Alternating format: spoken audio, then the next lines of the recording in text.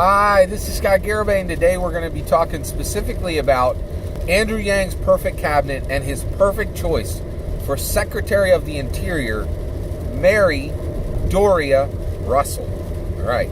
So I think Mary Doria Russell, she's an American science fiction writer, would be the absolute perfect choice for Andrew Yang's Secretary of the Interior. Now, the Secretary of the Interior is the person who's in charge of government lands, okay, government resources, resources that America owns, connected to its lands and literally as its lands, right? So there is public parks, and there are elements of land that America owns, and all of that is overseen by the Secretary of the Interior. Now, why should Mary Doria Russell be the choice for Andrew Yang's perfect cabinet and serve as the Secretary of Interior? All right, so let me explain. So Mary Doria Russell wrote an incredible book by the name of The Sparrow. Okay, it's a fiction book, all right, but in my opinion, it's got a ton of truth in it, right? A lot of fiction has a ton of truth in it. There are going to be spoilers for the book The Sparrow in this content. All right, so the book The Sparrow, it's incredibly important to think about this book. So it's a first contact novel. I love first contact novels. I really feel like they're incredibly important, because what they are is they're saying, when we encounter a new culture, how do we interact with that new culture?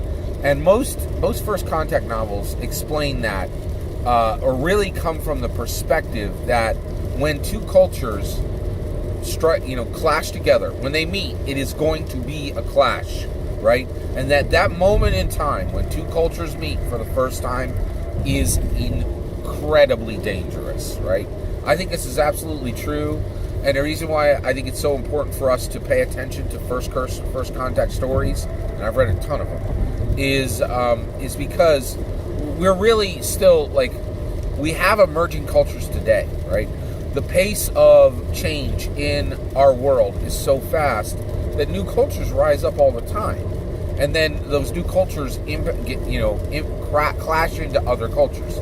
So we really need to be aware of the dangers of first contact, even within our own world, right? All right, so the Sparrow goes from the perspective that that the Earth receives messages from a planet that is millions of light years away, and it's hundreds of years before the two cultures will actually meet, because they have to do space travel.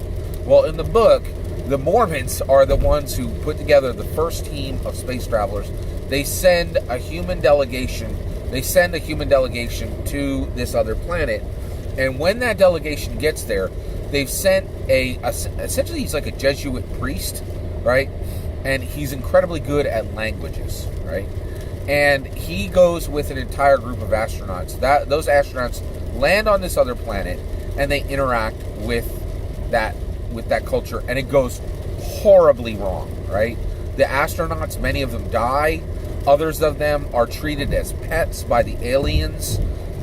There is incredible loss. There's emotional, physical, and spiritual losses for all of these characters. It's horrifying how bad the situation goes, right? And then those astronauts, the survivors, go back to Earth, and then they return to that planet again. This story is about language. It's about loss. It's about culture. It's one of the deepest understandings of what happens when cultures clash that I have ever read.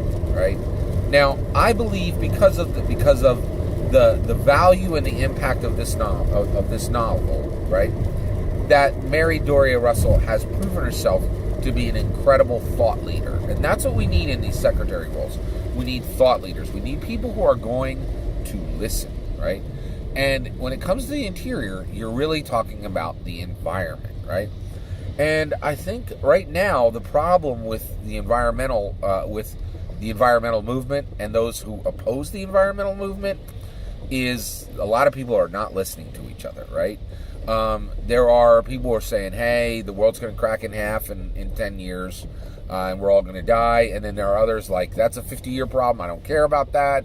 And people are just talking past each other, and no one's listening, right?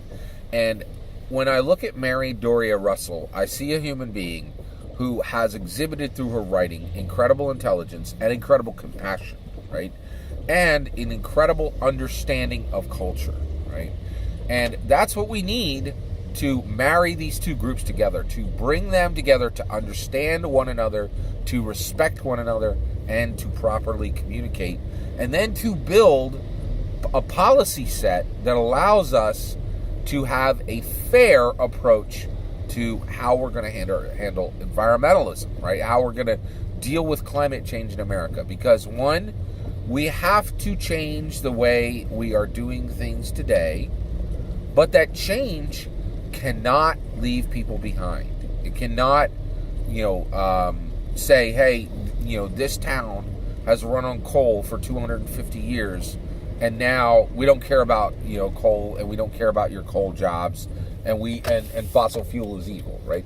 You can't have conversations like that anymore. We can't write people off. We can't write entire towns off. We can't write entire classes of workers off, right? It's not fair, right? At the same time, we can't say, okay, fossil fuel use is going to remain the same as it always was. It needs to be reduced, right? And so you need compromise. You need someone who's going to bring people to the table, understand their cultures, understand the danger of those cultures clashing, right? And then be able to bring intelligence and compassion to the table and walk away from that table with solutions managed, solutions arrived at, solutions delivered. Mary Doria Russell is that thought leader. She is the right choice. That's my opinion. What do you think? Who do you think should be the Secretary of Interior? I'd love to know in the comments below. Please consider liking and subscribing, and have a wonderful millennium.